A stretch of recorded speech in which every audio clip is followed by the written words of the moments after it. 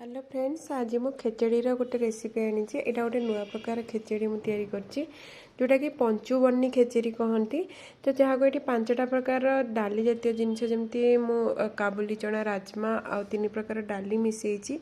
तो सब 5 प्रकार मिसईकी मुझे खेचड़ीटा तैयारी करछि। चलन देखि नवा खेचड़ीटा केमी तैयारी करबा। एटी मो अरुआ चाउल ता संगे मसूर डाली मिसईकी अध घंटे पूर्व सोक करके रखी दौची। जमती कि मो अरुआ चाउल 1.5 कप नहीं आ मसूर डाली हाफ कप रु टिके कम नहीं। ये सब को अध घंटे खंडे आपड़ टे सोक करके रखीदे। तापर आम नेक्स्ट प्रोसेस को जीवा।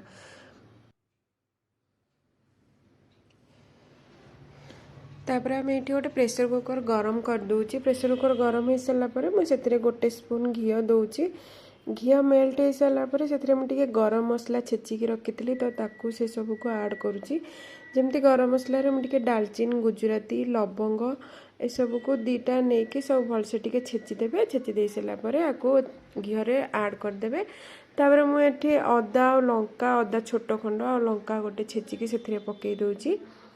ये सब को भल भाव मिक्स करदे। तापर आम जो डाली आ चाउल बतुरे रखी सेटा को भलसे क्लीन करदे कि एटा देदबा से प्रेसर कुकर रे। तो देला बेले टिके केयरफुल होगी दौथे जमती बांफटा मो हाथ को पलि आसला। तो एठी मु तापरे बुट डाली आउ मुग डाली ऐड करछि। ए बुट डाली आ मुग डाली को मु पूर्व दिन राति सोक करके रखी देछि। आ बुट मुग मु 5 ग्राम लेखे नेछि।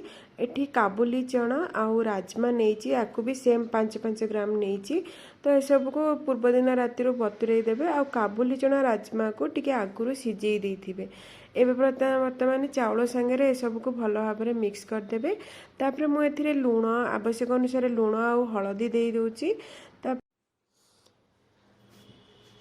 तापर सब को भल भाव मिक्स करदे। तापर चाउलटा को जमती मु भाजी दौची तलू जमती न लगे जहाँ भी पानी अच्छी से सब सोक हवा जाए चाउल को आम टिके भलसे भाजी दबा।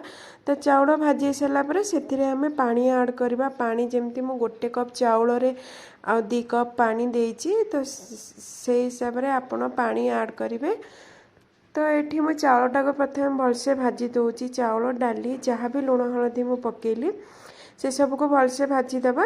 भाजी सारापर तापर मुझे पानी ऐड करी। एबे देखो ये सब जिनस भलसे भाजी हो गलानी। तापर एथिरे मुझे पानी दे दूची। जमती कि मु पानी आगुरु मेजरमेंट करके रखी थी। तो 1 कप चाउल रे 2 कप पानी मु ऐड करके दे दूची। पानी टिके फुटी आसला बेलू एथिरे मु जस्ट टिके टेस्ट बालांस करने 1 स्पून चीनी दे देची। तो चीनी ऐड कर सारा पर आपको भल भाव टिके मिक्स करदे। एबे बर्तमान देखो ये सब भल भाव मिक्स हो गला। तापर पानी जिते फुटी आसो से आम प्रेसर कुकर लिडटा देदबा। राजमा आउ काबुली चना ये सब को आगुरी सिझे देते। तो से आउ टे चाउल संगे सिझिले से भलसे प्रिपेयर होगी बाहर जीव। आ बुट डाली आ मुग गोटा मुग जे सब को भलसे सोक करके रखी। तो ये सब चाउल संगे भलसे सिझीज। आ मसूर डाली जेहेतु मु चाउल संगे बतुरे रखी देती तो ये चाउल संगे सी भी भलसे सिझीज।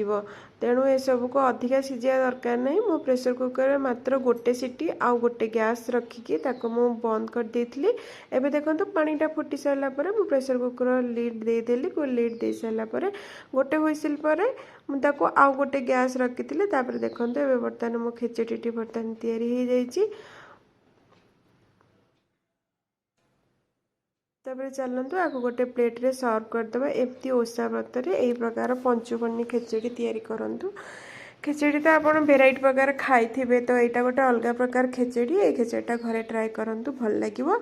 लास्ट रे आपन टिके खेचड़ी ऊपर घी पकईदेवे खाइला बेले।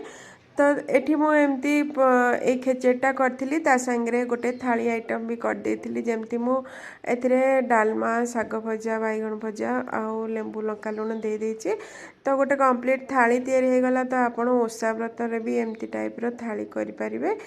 तो ये देखंतु ये पंचुबर्णी खेचड़ीटा पूरा भलसे प्रिपेयर हो गला। आपण निजे घरे ये जिनसटी तैयारी करंतु आ ओषा व्रत रे करिकी खांतु।